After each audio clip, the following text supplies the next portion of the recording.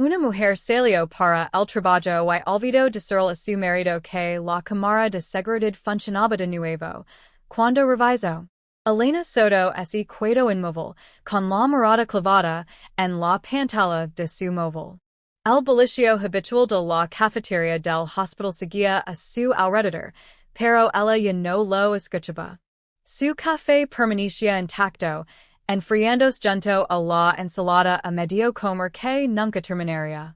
Todo en su visión periférica se difuminó mientras se concentraba en el pequeño rectángulo luminoso que sostenía. Esto no puede estar pasando.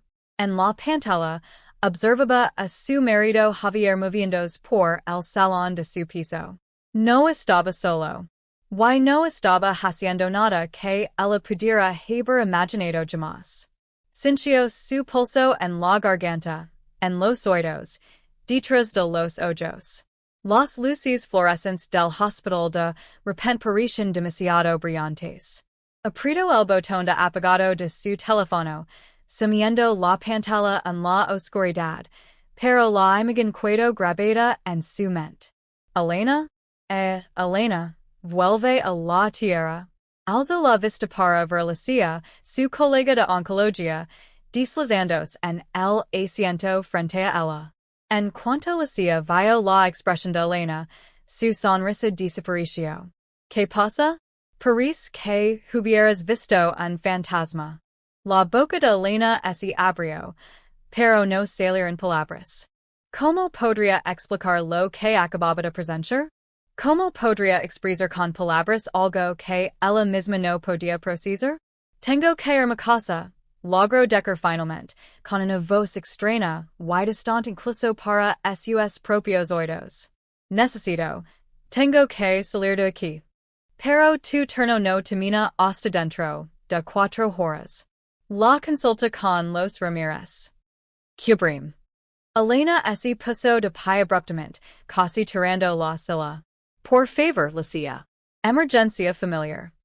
Antes de que Lucia pudiera responder, Elena ya se movía, sus piernas levándola a través de la cafetería como un autómata. Su mente se llenó de preguntas, cada una más aterradora que la anterior. ¿Realmente había visto lo que creía haber visto? Era así. ¿Qué había hacer al respecto? La cámara ni siquiera debería estar funcionando. Esa era la cruel ironía de todo esto. Hace 3 días, estaba tan muerta como aparentemente lo estaba su matrimonio. ¿Sigue sin funcionar? Preguntó Javier desde la entrada de la cocina, con una taza de café en la mano. Elena negó con la cabeza, mirando fijamente el mensaje de error en la aplicación de su teléfono. Connection fallida. Verifique la alimentación de la cámara y la configuración Wi-Fi.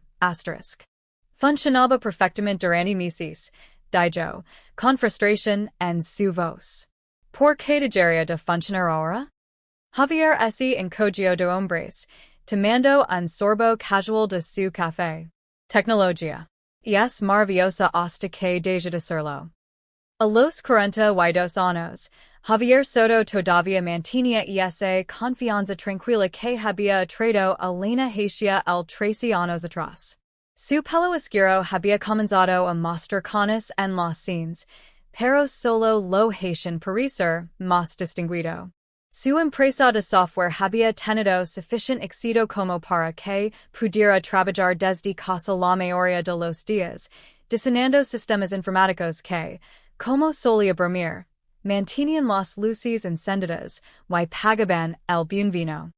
Llamaría la empresa de seguridad después de mi turno, dijo Elena, deslizando el teléfono en su bolso. No me gusta no tener vigilancia en la casa cuando ambos estamos fuera. ¿Es realmente necesario? Ya ha fallado antes. Siempre cobran una fortuna por estas visitas técnicas. Después de lo que le pasó a los Morales? Sí, es necesario. Lo miró fijamente, haciendo referencia al robo que habían sufrido sus vecinos el mes anterior. Además, ya estamos pagando por el servicio de monitoreo de todas formas. Javier suspiro, cediendo. Bien. Lo que te haga sentir más segura. Ese había sido su dinámico últimamente. Ella expresando preocupación, el descartándola, y luego aceptando de mala gana después de que ella insistiera. No siempre había sido así. Hubo un tiempo en que eran compañeros en todo, enfrentaban el mundo como un frente unido. Pero en algún momento durante el último año o dos, una distancia había crecido entre ellos. Pequeña al principio, casi imperceptible, luego ensanchándose hasta convertirse en algo que ninguno reconoce en voz alta. Se movían uno alrededor del otro en su rutina matutina con una eficiencia practicada, hablando poco. Ella lo observó revisar su reloj, un gesto que había estado haciendo con más frecuencia estos últimos meses. ¿Tienes un día ocupado? Preguntó. Asincio, distraído. Dos llamadas con clients, y ese sistema de arquitectura, en el que he estado trabajando. Y tú. Pacientes sin parar hasta las 3, luego reuniones administrativas hasta las 6. Recogio sus cosas, besos su mochila, más unhabido que otra cosa, y así dirigió a la puerta. No olvides que tenemos cena con Miguel y Carmen mañana. Claro, dijo, aunque su tono sugería que lo había olvidado. Cena. Entendido. Mientras Elena conducía hacia el hospital donde trabajaba como oncóloga, trató de ignorar esa sensación inquietante que se había convertido en su compañera constante. Algo andaba mal con Javier, y así había sido durante meses. Estaba presente pero distante, pasando por los movimientos de su matrimonio sin estar realmente en él. Cuando había intentado hablar del tema, él había culpado al estrés laboral, al insomnio, al malestar general de la mediana edad. Explications razonables, todas ellas. Entonces, ¿por qué no lo creía? El técnico legó la tarde siguiente un miércoles, mientras ambos estaban en casa. Javier había estado encerrado en su oficina en una videollamada mientras Elena había tomado una rara media jornada para estar presente durante la cita. El problema era bastante simple, una conexión suelta y una actualización de firmware necesaria. La técnica, una joven llamada Nuria con el pelo teñido de púrpura y varios piercings, lo arregló en 20 minutos. Ya está todo listo, Dra. Soto, dijo, guardando sus herramientas. Reiniciado el sistema y actualizado el software. La calidad de imagen debería ser incluso mejor ahora. Gracias, dijo Elena, acompañándola a la puerta.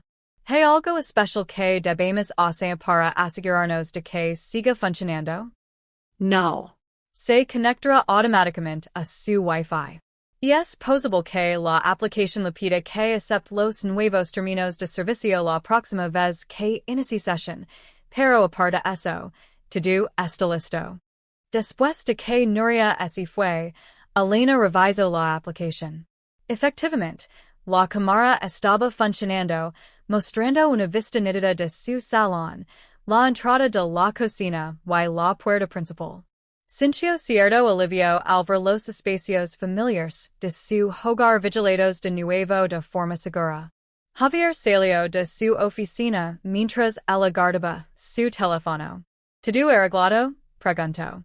Sí, solo era una conexión suelta y necesitaba una actualización.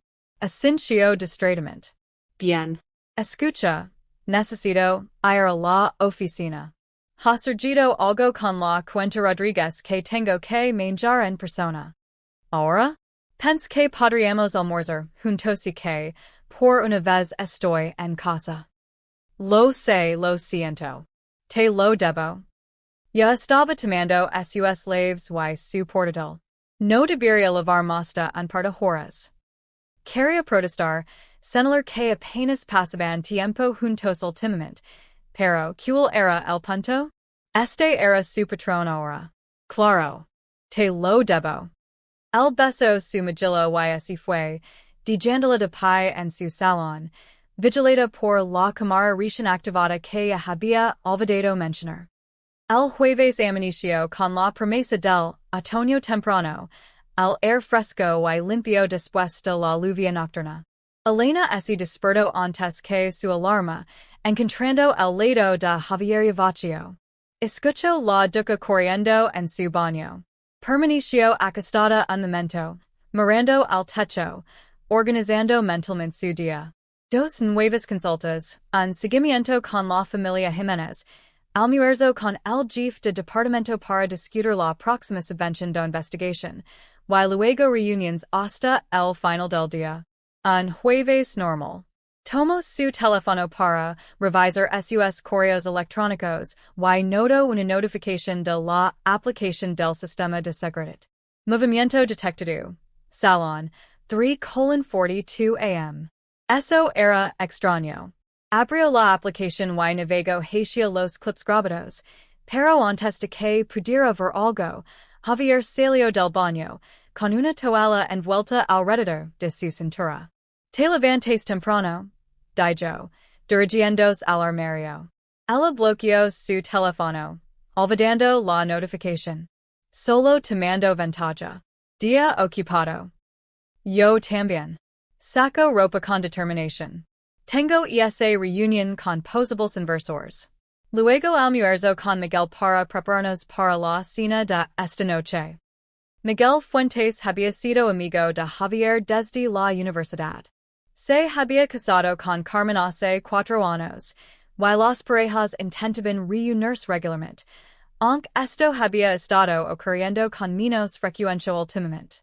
Esta noche se suponía que era una celebración del aniversario de Miguel y Carmen. ¿Vas a almorzar con Miguel? Esta era la primera vez que oí hablar de esto. Pensé que estaba fuera de la ciudad hasta hoy. Regreso Me llamó anoche mientras te duchabas. Javier se puso una camisa azul impecable, una de sus camisas de aniversario, como ella pensaba, en ellas. Quer hablar sobre alguna idea de negocio que tiene. Ya sabes cómo se pone. Claro. Elena salió de la cama y se dirigió al baño. ¿A qué hora son las reservas para esta noche? 7:30. Carmen quería probar ese nuevo lugar en Chamartin. Elena se duchó rápidamente, su mente cambiando al modo trabajo. Cuando salió, Javier estaba abajo preparando café. Su rutina matutina procedió como de costumbre. Él en la isla desplazándose por las noticias en su tablet, ella reuniendo su almuerzo y papeles para el día. Puede que llegue unos minutos tarde esta noche, dijo, vertiendo café en su termo de viaje. Depende de cuánto dure la consulta Méndez. No hay problema. Te enviar un mensaje si algo cambia por mi parte. Ella asintió, recogiendo sus cosas. Cuando estaba a punto de irse, el teléfono de Javier sonó con un mensaje. Él lo miró, y luego rápidamente puso el teléfono boca abajo sobre la encimera. Un gesto pequeño, pero llamó su atención. Había notado que hacía esto más últimamente, protegiendo su pantalla, tomando llamadas en otra habitación, siendo vago sobre quién se estaba comunicando con él. En los primeros días de su relación, habían tenido una política de teléfono abierto. No es que se esperen, pero existe una transparencia que la había hecho sentir segura. Cuando había cambiado eso, el pensamiento persistió mientras lo besaba para despedirse, un rápido beso que ninguno de los dos prolongó. Buena suerte con los inversores. Gracias. Que tengas un buen día. Y luego salió por la puerta, dirigiéndose su coche, olvidando por completo mencionar que la cámara de seguridad estaba funcionando de nuevo. No fue una omisión intencional, solo uno de esos pequeños detalles perdidos en el ajetreo de una mañana ocupada. No tenía forma de saber cuán significativo es y volvería ese detalle olvidado. La mañana de Elena en el hospital paso en un borrón de consultas con pacientes, y paplio. Para el mediodía, iba retrasada, su reunión de almuerzo con el jefe de departamento se había pospuesto 15 minutos. Utilizó el descanso inesperado para ponerse al día con los correos electrónicos en la tranquilidad de su oficina. Mientras respondía a un colega sobre una próxima conferencia, su teléfono se iluminó con una notificación. Movimiento detectado. Salón. 11:47 a.m. Hizo una pausa, con el dedo suspendido sobre la alerta. Javier debería estar en su reunión con inversores, no en casa. Tal vez los limpiadores habían llegado temprano? Pero no estaban programados hasta el lunes. Curiosa. Abrió la aplicación. La interfaz de la cámara se cargó, mostrando una transmisión en vivo de su salón vacío. Nada parecía fuera de lugar. Tocó en el clip grabado de la notificación. Las imágenes mostraban a Javier entrando al salón, revisando su reloj. Caminaba nerviosamente. Luego se movió hacia la ventana delantera, mirando hacia afuera como si esperara a alguien. Momentos después, sonó el tambor, y él rápidamente fue a responder. Javier volvió a la vista con una mujer que Elena nunca había visto antes. Era alta y esbelta, con largo cabello oscuro, vestida con un elegante atuendo de negocios. Se quedaron hablando en el salón, su lenguaje corporal intenso pero no íntimo. No había audio en la transmisión, pero Elena podía ver que cualquiera que fuera el tema que estaban discutiendo era serios. Javier se pasaba las manos por el pelo, un gesto que hacía cuando estaba estresado, mientras la mujer revisaba su teléfono repetidamente. Después de unos minutos, Javier salió del encuadre, regresando con lo que parecía una carpeta, que lo entregó a la mujer. Ella la abrió, examinó el contenido, y luego asintió. Lo que impactó a Elena no fue solo su interacción, sino lo diferente que se veía Javier. Todo su comportamiento había cambiado, alerta, comprometido, casi vibrando de tensión. Era un marcado contraste con el marido distraído y distante con el que había estado viviendo. La mujer puso la carpeta en su bolso, luego revisó su reloj. Javier asintió y la guió fuera de vista, presumiblemente hacia la puerta principal. Cuando regresó al salón solo, se quedó quieto por un momento, luego sacó su teléfono y hizo una llamada. Después de hablar brevemente, tomó sus llaves y se fue. El clip terminó, dejando a Elena mirando la transmisión en vivo de su casa vacía. ¿Quién era esa mujer? ¿Por qué había mentido Javier sobre estar en una reunión con inversores? ¿Qué había en la carpeta? Su instinto inicial fue llamarlo inmediatamente y exigir respuestas, pero algo la detuvo. Esta no era la primera vez que sentía que Javier no estaba siendo completamente sincero últimamente. Si lo confrontaba ahora, obtendría la verdadera historia, o solo otra explicación conveniente.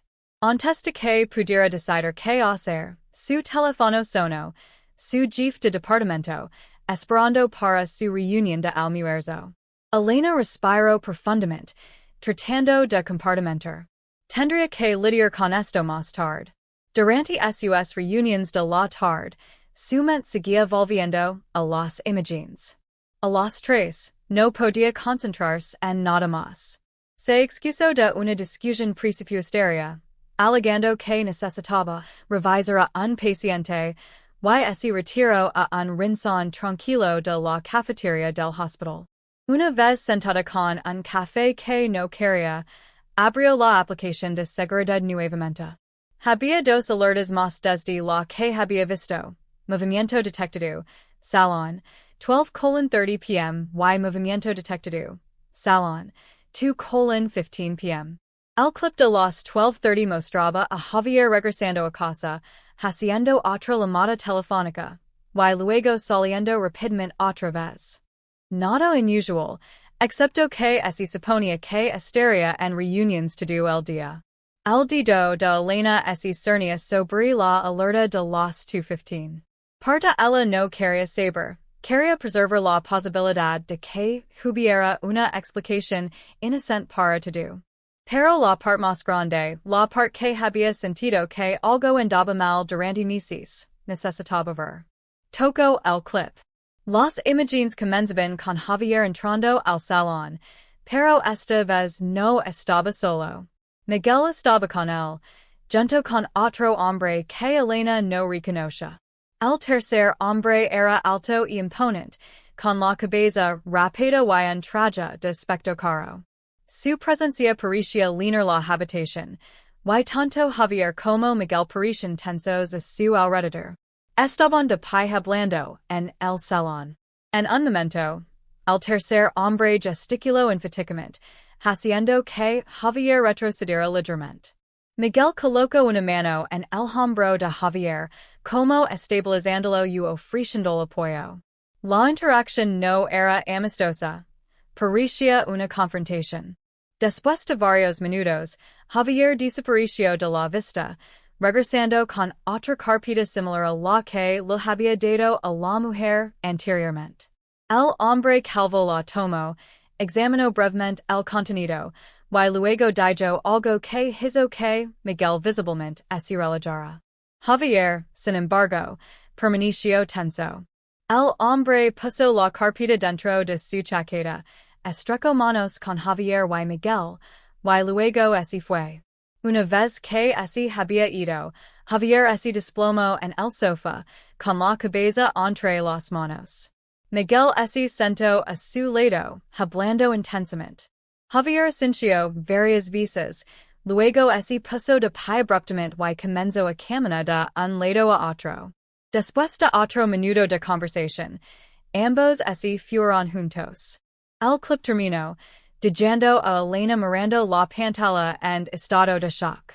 Nada de esto coincidía con lo que Javier le había dicho. Se suponía que estaría en una reunión con inversores, luego almorzando con Miguel para discutir alguna idea de negocio. En cambio, estaban en su casa, teniendo lo que parecía un intercambio tenso con un desconocido amenazante. Y anteriormente, Javier se había reunido con una mujer que nunca había visto antes, dando lo que parecían ser documentos de algún tipo. ¿En qué estaba involucrado? ¿Estaba en problemas? ¿Era una aventura? ¿Problemas de negocio? ¿Algo peor? Elena se quedó inmóvil, su mente recorriendo posibilidades. El Javier que conocía, o creía conocer, era directo, ético, incluso un poco adverso al riesgo. El hombre en estos videos parecía un extraño, involucrado en algo secreto y posiblemente peligroso. Revisó la hora. Casi las 3:30. Todavía tenía pacientes que ver, consultas que terminar. Pero, ¿cómo podría concentrarse en el trabajo cuando toda su vida personal parecía estar desmoronándose? Tomando una decisión repentina, recogió sus cosas y se dirigió a la oficina de administración. 10 minutos después, había arreglado que sus citas restantes fueran cubiertas por colegas, citando una emergencia familiar. Mientras conducía a casa, sus manos agarraban el volante tan fuertemente que sus nudillos se volvieron blancos. ¿Qué encontraría Ali? ¿Qué le diría a Javier cuando lo viera? La aplicación de seguridad sonó con otra alerta mientras estaba detenida en un semáforo en rojo. Movimiento detectado. Salón, 3:42 p.m. Con el corazón acelerado, se detuvo en un estacionamiento y abrió el clip. Esta vez, las imágenes mostraban a Javier solo, moviéndose con determinación por el salón. Parecía estar reuniendo objetos, su portátil, algunos papeles del escritorio en la esquina, una pequeña caja fuerte que guardaban en la librería. Colocó todo en su bolsa de trabajo, luego hizo una llamada telefónica. La conversación fue breve. Después de colgar, Cuedo en el centro de la habitación, mirando a su alrededor como si la viera por última vez. Luego salió del encuadre. Y el clip terminó.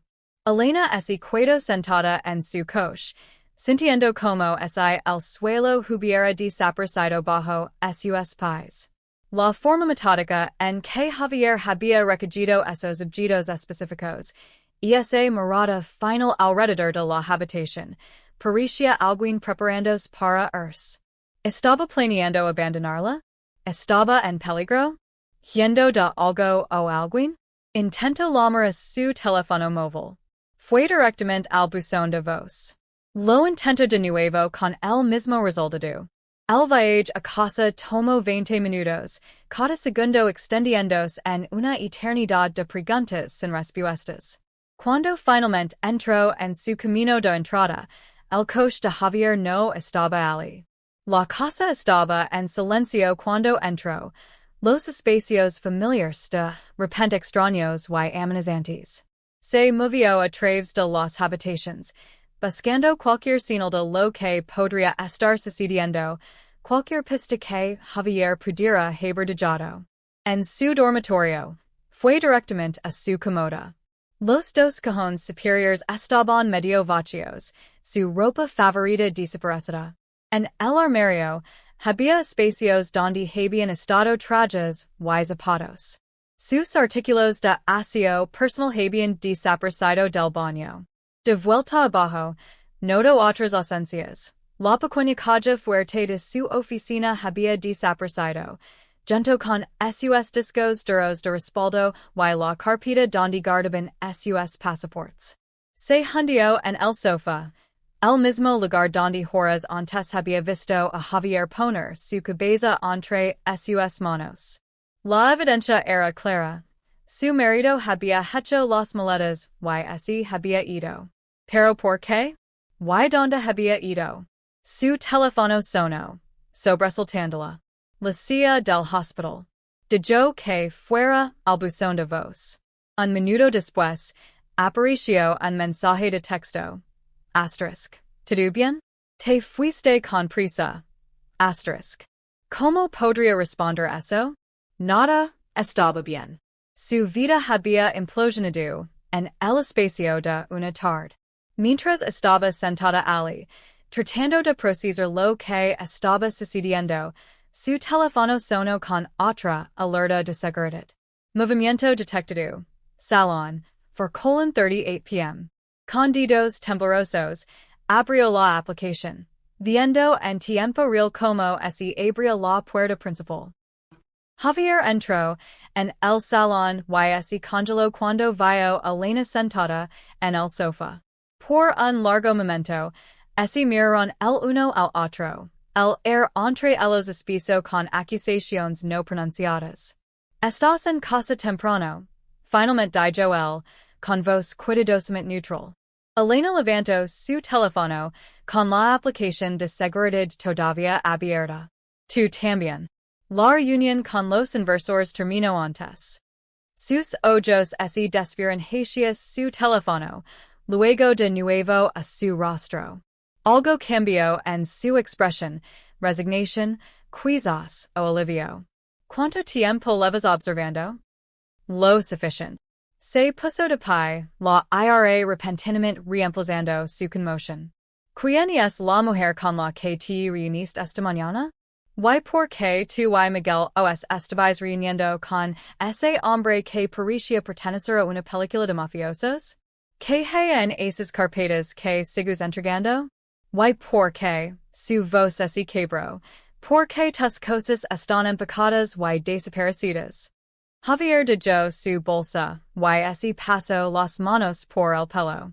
Elena, ¿puedo explicarlo? ¿Puedes? Porque desde mi punto de vista, parece que mi marido está involucrado en algo ilegal y planea desaparecer sin siquiera un adiós. No es lo que piensas. Entonces, ¿qué es? Porque levo meses viendo alejar de nuestro matrimonio, poniendo excusas, escondiendo tu teléfono, quedando hasta tarde en una oficina a la que supuestamente y no necesitas ir y ahora esto. Hizo un gesto hacia su bolsa. ¿Ibas a decírmelo siquiera? O solo dejar una nota? Javier se movió para sentarse en el sillón frente a ella. Iba a disértelo esta noche, después de la cena con Miguel y Carmen. Solo necesitaba poner algunas cosas en orden primero. Discern qué exactamente? El la miró directamente por lo que parecía la primera vez en meses. Que estoy en problemas. Problemas seriosos. Y que podría ser más seguro para ti, si yo no estuviera aquí. ¿Qué clase de problemas? La IRA en su voz ahora estaba tenida de miedo. Javier tomó un respiro profundo. Hace unos 8 meses, tomé algunas malas decisiones con la empresa. Estábamos luchando después de perder el contrato Gutiérrez, y estaba desesperado por mantener las cosas a flote. Miguel me presentó a alguien, un inversor llamado Daniel Ortiz. Hizo una pausa. Excepto que no era realmente un inversor. ¿Quién era? Un solucionador para personas que necesitan que ciertos problemas desaparezcan. Me ofreció un trato. Resolvería nuestros problemas de flujo de efectivo a cambio de usar nuestra plataforma de software para algunos de sus clientes. No hay suficientes preguntas. Solo six una solución a nuestros problemas financieros. Elena sintió un frío pavor extendiéndose por su interior. ¿Qué tipo de clientes? El tipo que no quiere que sus transactions sean rastreadas. La voz de Javier era hueca. Blanqueo de dinero Elena. Estaba usando nuestro sistema para mover dinero para personas que necesitaban que sus fondos fueran limpiados. Para cuando me di cuenta del alcance total, ya estábamos comprometidos. Nuestro negocio legítimo era solo una fachada. El hombre en el video de hoy era él. Esta persona Daniel. Javier asintió. Ha estado aumentando sus exigencias. Queriendo más acceso, más control. Cuando intent retirarme, dijo claro que eso no era una opción. Dijo que tenía suficiente para implicarme en todo. Hizo un gesto hacia el frente de la casa. Hay un coche que ha estado estacionado calle abajo durante la última semana. Los mismos tipos, diferentes turnos. Nos están vigilando. ¿Y la mujer de esta mañana? Ana Vega. Y es una investigadora federal. La voz de Javier Bajo. He estado trabajando con ella durante el último mes, reuniendo pruebas contra la operación de Ortiz. Elena lo miró con incredulidad. ¿Eres un informante? Contra un blanqueador de dinero. Era la única salida que no terminaba conmigo en prisión durante 20 años. Se inclinó hacia adelante. No te lo dije porque necesitaba protegerte. Si Ortiz sospechaba que sabías algo, tú también estarías en peligro. Así que todos estos meses de distancia, de mentir sobre donde ibas, con quién estabas. Estaba tratando de mantener a salvo, insistió Javier. Y estaba avergonzado Elena. Cometí un terrible error que puso en riesgo todo lo que tenemos. ¿Cómo podría decírtelo? Elena se levantó, necesitando moverse, procesar. ¿Y ahora qué? ¿Estás haciendo? Entrando en protección de testigos. No exactamente. La Guardia Civil va a intervenir en la operación de Ortiz esta noche. Ana vino esta mañana para darme los detalles finales. La reunión con Ortiz y Miguel fue para mantener la ilusión de que todo era normal mientras les daba la última pieza de evidencia que necesitaban. Miguel también está involucrado en esto. Solo como intermediario inicialmente. Tampoco sabía lo que Ortiz estaba haciendo realmente al principio. Cuando lo descubrimos, accedió a ayudarme a trabajar con las autoridades. Javier también se puso de pie, moviéndose cautelosamente hacia ella. Estaba empacando una bolsa de emergencia en caso de que las cosas salieran mal. La policía tiene un piso franco listo si Ortiz sospecha algo antes de que puedan arrestarlo. ¿Ibas a desaparecer? Sin decírmelo. Iba a disertello esta noche. Peter que vinieras conmigo si volvía necesario. Sus ojos lo suplicaban. Sé como si vi esto, Elena. Sé que he estado distante y reservado. Pero todo lo que hice fue para arreglar mi error y mantener de salvo. Elena sintió que las lágrimas amenazaban. Deberías habermelo dicho. Se supone que somos compañeros. Lo sé. Me equivoco. Dio otro paso hacia ella. Pero te estoy diciendo todo ahora. Antes de que pudiera responder, sonó el teléfono de él. Lo sacó de su bolsillo, mirando la pantalla. Y es Ana. Respondió, escuchando atentamente. ¿Ahora? Pero no se suponía que. Sí, entiendo. Estaremos listos. Colgó, con la cara grave. ¿Qué pasa? Preguntó Elena, alarmada por su expresión. Están moviendo contra Ortiz ahora. Algo lo asustó. Está tratando de transferir todo al extranjero y here. La Guardia Civil también viene hacia aquí. La miró con urgencia. Elena, necesito que decidas ahora mismo. ¿Confías lo suficiente en mí como para venir conmigo al piso franco hasta que esto termine? ¿O preferirías quedar con tu hermana hasta que pueda contactarte? Elena lo miró fijamente, su mente acelerada. En el espacio de un día, toda su realidad había cambiado. Su marido no estaba teniendo una aventura, estaba atrapado en una investigación federal contra un blanqueador de dinero que podría curarlo muerto. El hombre distante y distraído con el que había estado viviendo no estaba dejando de amarla. Ese estaba ahogando en una situación de su propia creación, tratando de protegerla de las consecuencias. Parte ella estaba furiosa porque él no había confiado lo suficiente en ella como para decir la verdad desde el principio. Otra parte entendía su intento equivocado de protegerla. Y debajo de todo estaba la cruda realidad de que para lo que para a continuación, su vida juntos nunca volvería a ser la misma. ¿Cuánto tiempo? Preguntó. ¿Qué? ¿Cuánto tiempo en este piso franco? ¿Cuánto tiempo hasta que termine? Unos días, tal vez una semana. Solo hasta que hayan capturado a todos los relacionados con Ortiz. Recogió su bolsa. Elena, no tenemos mucho tiempo. Pensó en el hospital, sus pacientes, la vida que habían construido. Pensó en el extraño con el que había estado viviendo estos últimos meses, y el hombre de pie frente a ella ahora, finalmente honesto, finalmente presente. Necesito hacer una maleta, dijo. El alivio inundó el rostro de Javier. Gracias. No me agradezcas todavía, advirtió. Esto no es perdón. Es solo práctico. Tendremos mucho tiempo para descubrir lo que esto significa para nosotros más tarde. Mientras se movía hacia las escaleras, Javier la tomó del brazo suavemente. Elena, lo siento mucho.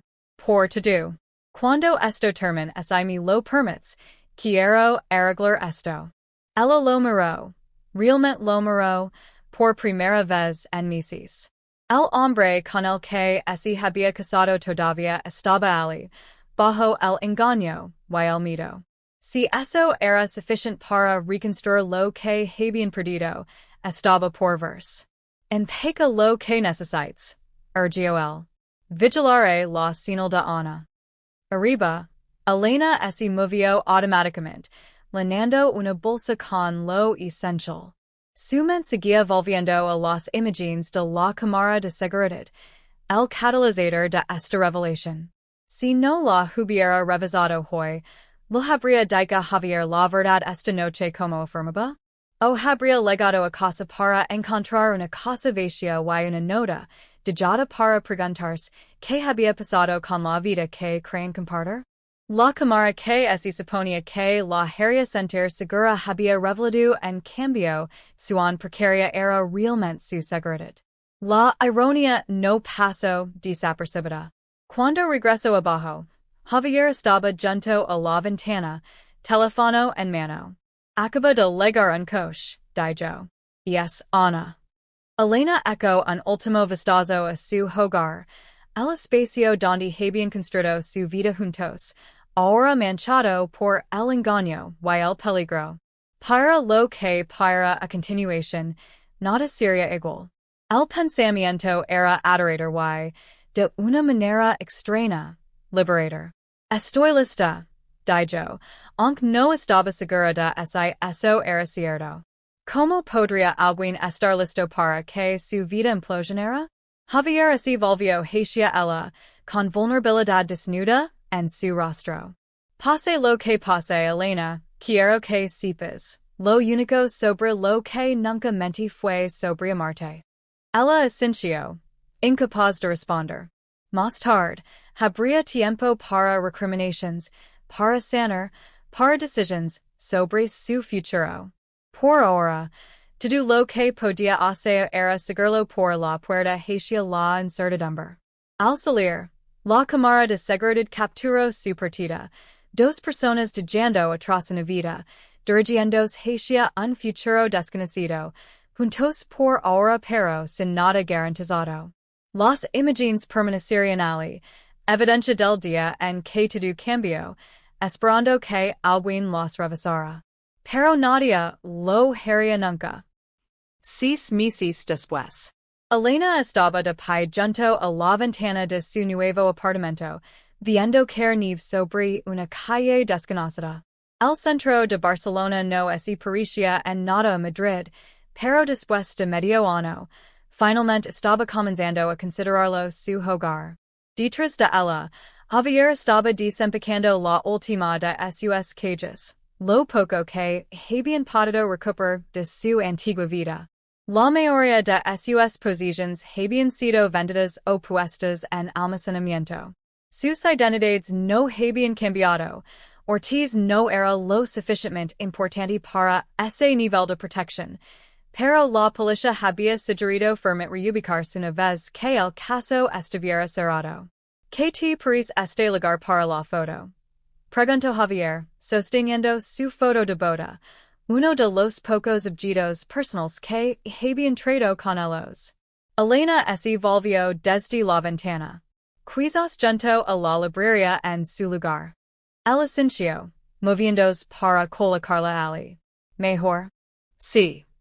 Sus conversaciones todavía tenían esta cualidad cuidadosa, medida, deliberada, como si probaran un terreno incierto. Los últimos 6 meses habían sido un proceso de reconstrucción dolorosa. Después de que el shock y la ira iniciales hubieran disipado, habían comenzado el lento trabajo de reconstruir la confianza. Ortiz y su red habían sido arrestados la noche que dejaron su hogar. Javier había testificado, proporcionando evidencia que ayudó a asegurar condenas. Su propia participación había sido tratada con indulgencia a cambio de su cooperación, resultando en libertad condicional en lugar de prisión. Su empresa había desaparecido, pero había encontrado trabajo con una empresa tecnológica en Barcelona, comenzando de nuevo desde cero. Elena había transferido a un hospital infantil en la ciudad, sus credentials afortunadamente haciendo la transición más suave de lo que podría haber sido. El trabajo la había anclado durante esos primeros meses tumultuosos cuando todo lo demás se sentía inestable. Habían intentado terapia, por separado al principio, luego juntos. La consedra les había ayudado a navegar las secuelas, dándoles herramientas para procesar la traición, el secretismo y el miedo que casi habían destruido su matrimonio. Estaba pensando, dijo Javier, interrumpiendo sus pensamientos. Tal vez podríamos probar ese lugar italiano calle abajo esta noche. Celebrar haber desempacado la última caja. Elena sonrió ligeramente. Eso suena bien. Él vino a pararse junto a ella en la ventana, cuidando de mantener una pequeña distancia. Otro cambio, la facilidad física que una vez compartieron todavía estaba regresando, gradualmente. Aries feliz aquí? Pregunto en voz baja. Era una pregunta que hacía a menudo estos días, siempre observando su rostro de suca para ver la verdad en su respuesta. Estoy llegando a serlo, respondió honestamente. No es donde esperaba estar, pero puedo ver un futuro aquí. ¿Conmigo? La vulnerabilidad en su voz era algo nuevo, o quizás algo redescubierto. La prueba había despejado las capas protectoras que ambos habían construido a lo largo de los años. Elena se volvió para mirarlo completamente.